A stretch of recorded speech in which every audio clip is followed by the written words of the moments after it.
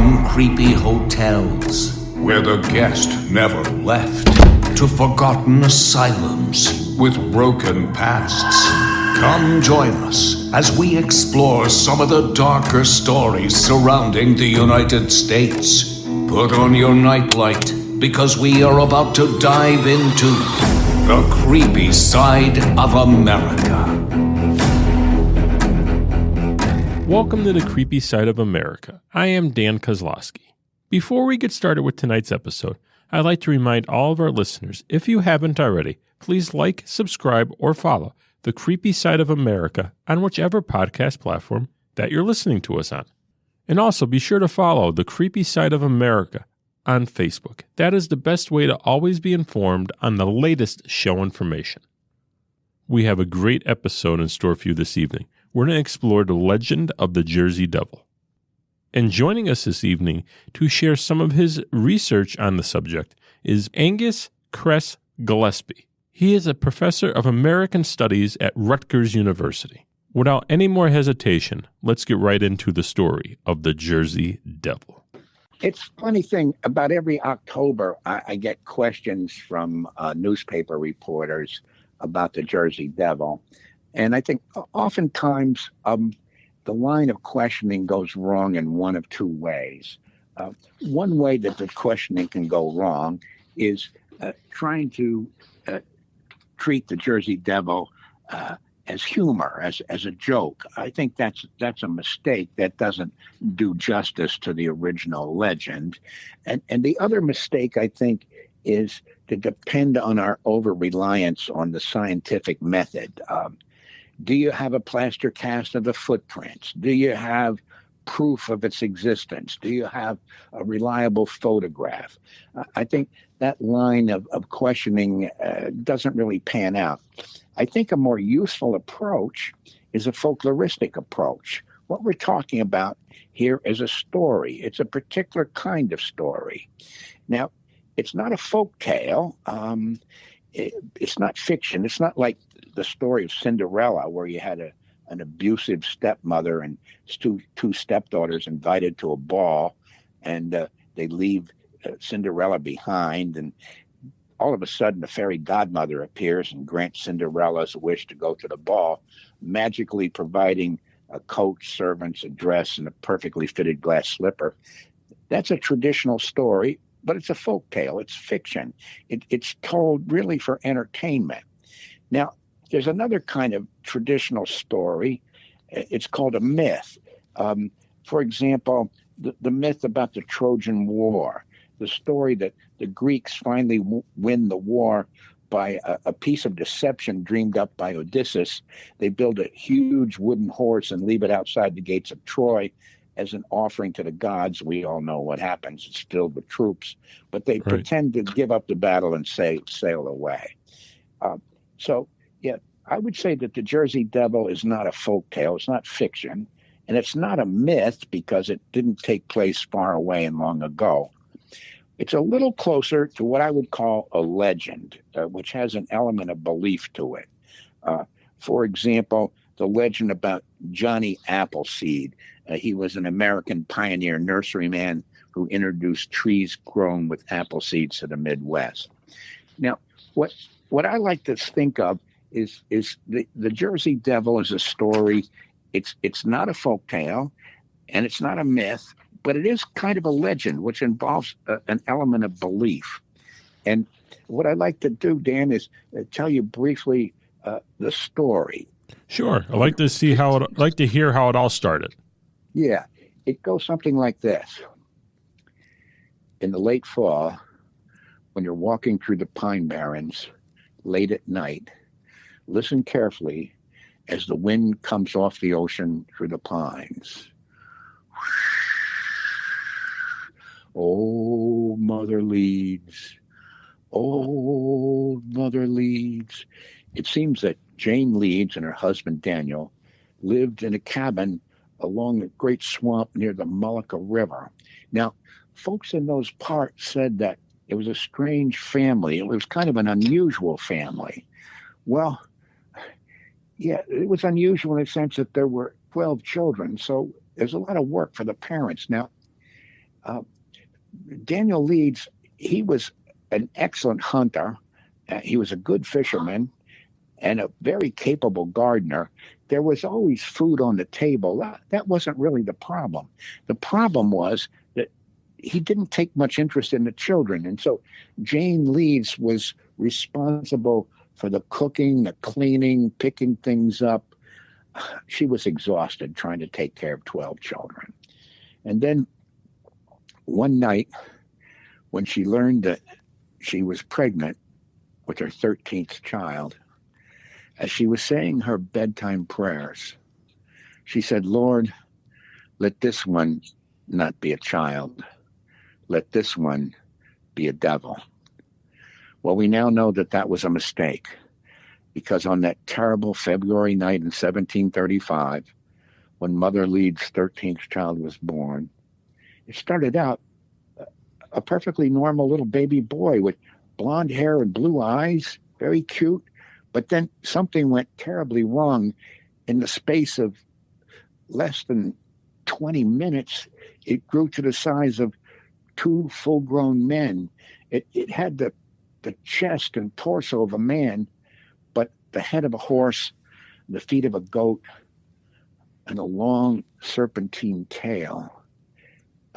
It was very, very strong. It had massive arms covered with fur, massive biceps, and a paw with long, bony fingernails. And at the end of each hand, these were razor-sharp fingernails. And then, unexpectedly, with a single swipe of his right hand, the creature slit the throat of the midwife in attendance, who collapsed in a pool of blood. The creature escaped out the chimney, where he's terrified the people of the Pine Barrens for the last 250 years. The next time you walk through the Pine Barrens late at night, take care. And when you hear the sudden crack of a twig behind you, beware. Beware of the Jersey Devil. So that's the original story. There you have it. Just hearing the legend gives me a couple chills every once in a while. Yeah, and imagine if you and I were in the Pine Barrens, Dan, and we were camping, and it was very dark in the middle of the woods, and I told you that story. In other words, if it wasn't just your podcast, but we were actually there in the Pine Barrens, yep, that could be pretty scary. Oh yeah, any noise that you hear, you're going to be thinking of the Jersey Devil. Yeah. So what I want to stress here is this story is a legend. It's not a folk tale. It's not a myth. And in the Pine Barrens, there are people we call active tradition bearers. These are the people who were born and raised with the story and tell it to their children, pass it on one generation to the next. Most of us here in New Jersey, we're passive tradition bearers. We've heard of it. We're vaguely aware of it, but it's not part of our livelihood. And what I would stress, I think, is for a legend, the line between fact and fiction is kind of ambiguous. That's why this story has so much power. The Jersey Devil is purported, but not proven, to exist. This legend is not verified. Nonetheless, the Jersey Devil is said to be strange and frightening and unusual. Now, when I go down to the Pine Barrens to try to interview the Pineys about this story, I have to be very careful. This requires that I have to establish rapport with the people who carry the story. I don't want to appear too skeptical, too much of an outsider. So normally, when I'm establishing rapport with someone, I might visit the Pine Barrens several times just as a friend, someone with curiosity about the region. And I might talk about the weather, the hunting, the fishing, the gardening. And only when I've really got a good relationship going would I dare to bring up the Jersey Devil, because I don't want to be a skeptical outsider. I have to establish a trusting and respectful relationship because among the old timers in the Pine Barrens, this story is considered to be true, though there's no proof. Sure. And there's a feeling of certainty about it. And that's what gives the story power. And I'd like to just say one more thing about the story because you were listening carefully. I think a big turning point in that story is when Jane Leeds learned that she's pregnant with their 13th child. As she's saying her bedtime prayers, she makes a mistake. She says, Lord, let this one not be a child. Let this one be a devil. If we listen carefully to the story, we're fixated there on the power of prayer. So if you believe in the power of prayer, well, that puts some weight on the story. In other words, legends have at their core some element of belief. And that's what gives these stories such lasting power. Yeah, I would have to agree. That sort of seems like a turning point right there in the story. Yes, exactly. Yeah. Did you ever find out why the story was created, or the legend? Well, the way I would respond to that is, does the story serve any purpose, which would account for its being repeated all the time? And I don't have any proof, but I have a few guesses. One hypothesis might be you're a parent with young children in the Pine Barrens, and it's in the middle of the woods. It's not a particularly safe place, Right? and so you want your kids to come home for supper before it's dark. So you might be tempted to tell them, if you don't come home before dark, you run the risk the Jersey Devil is going to get you. That would make perfect sense. It's a way to control your children. And then I have other hypotheses. I have no proof, but in the early days of the American Republic, there was no income tax for funding the federal government. What there was foreign tariffs on imports. Mm-hmm. And so the way it worked is if you had a ship coming in from Europe, it might go to New York or the harbor or Philadelphia, and the cargo arrives, and you pay your duty, you pay your tariff. But some clever folks would say, I don't want to pay that tariff. I think I'll just go to Tuckerton and the Pine Barrens, and it's a harbor there, and I'll unload my goods, and I can then get a Conestoga wagon and take the goods to New York or take the goods to Philadelphia, sell them on the black market and avoid the tariff. But then they say that the customs officers were catching on to that. And some of the customs officers went down to the Pine Barrens to investigate. But alas, they never came out of the woods. Ooh. They said, well, Jersey Devil must have gotten them. So that would discourage further investigations. So kind of a way to keep their area protected. Yeah. Another guess might be during the period of Prohibition from 1920 to 1933, the Pine Barrens were well known as an area for making moonshine. Well, that was not legal because liquor was not legal, even though it was very profitable for the people making the illegal moonshine in the Pine Barrens. And, of course, the federal government got wind of this and sent investigators into the woods. But, alas, some of them never came out, and their deaths was blamed on the Jersey Devil. So it seems like the legend sort of built up over the years. Yes. And then I would say it was a traditional legend that was passed along father to son, mother to daughter, generation after generation through the 1700s, the 1800s. But then it was in the 1900s that it began to hit the wider culture, just beyond the Pine Barrens. And I think I can point to where that happened. It was in January of 1909 in the counties immediately adjacent to what is Philadelphia, but on the Jersey side. There was a huge snowstorm, and there were strange, large tracks that appeared in the snow. And these tracks were quickly attributed to the Jersey Devil.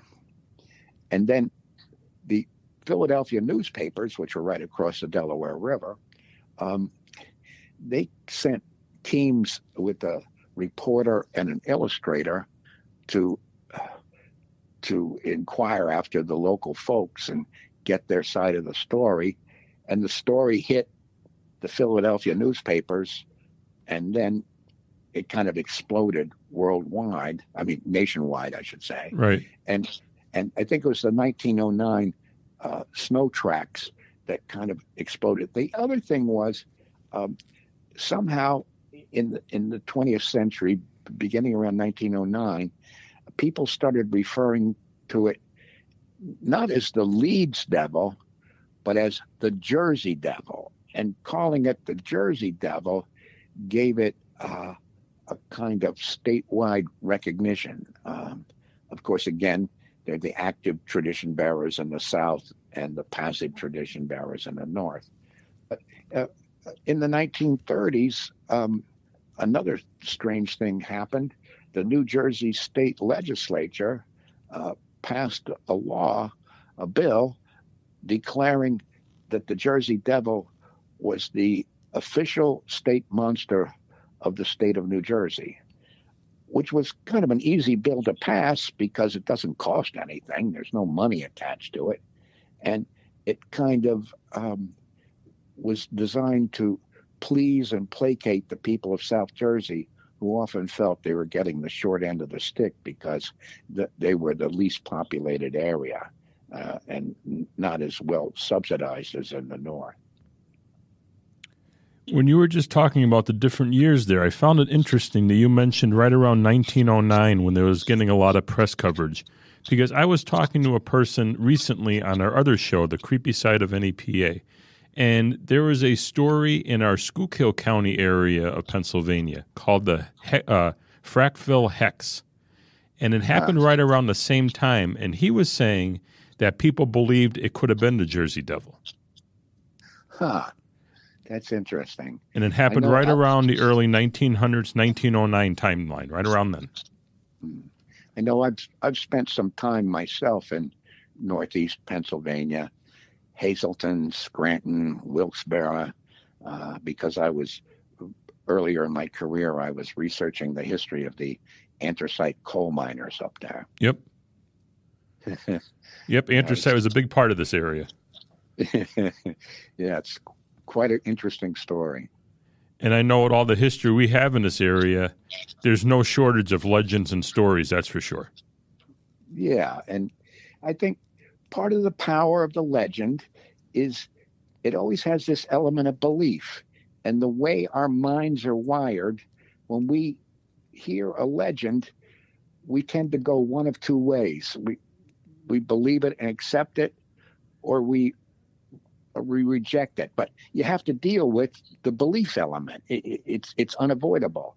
And I know for myself, when I'm doing this research, I struggle to try to keep an open mind, to just listen to what people have to say and not insert my opinion all the time.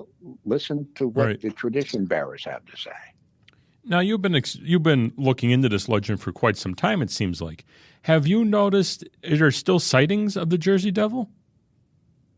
Yes. In fact, I had a friend who maintained a website for a long time, but it's since kind of faded.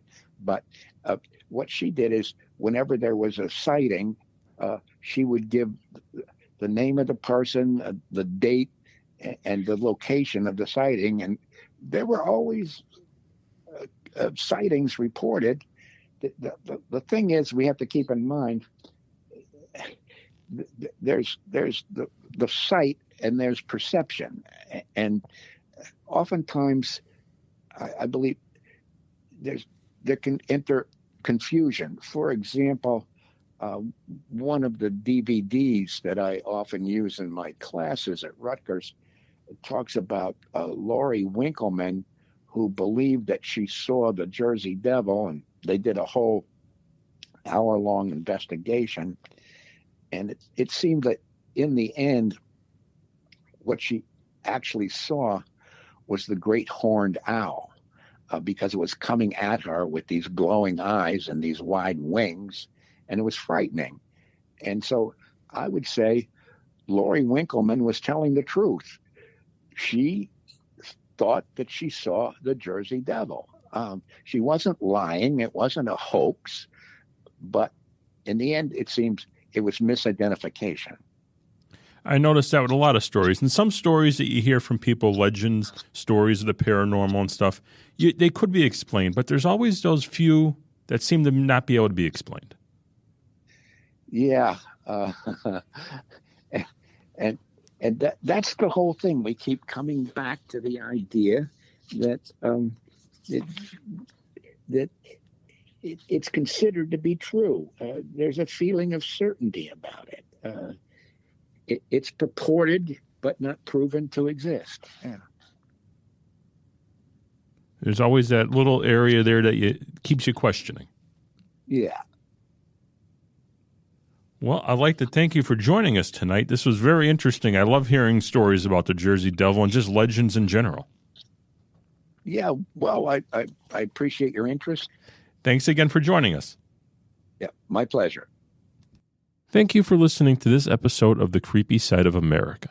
If you have a story you would like to share or maybe an idea for an upcoming episode, please let us know. We'd love to hear from you. Our email address is ghost@wnep.com. Until next time, enjoy The Creepy Side of America.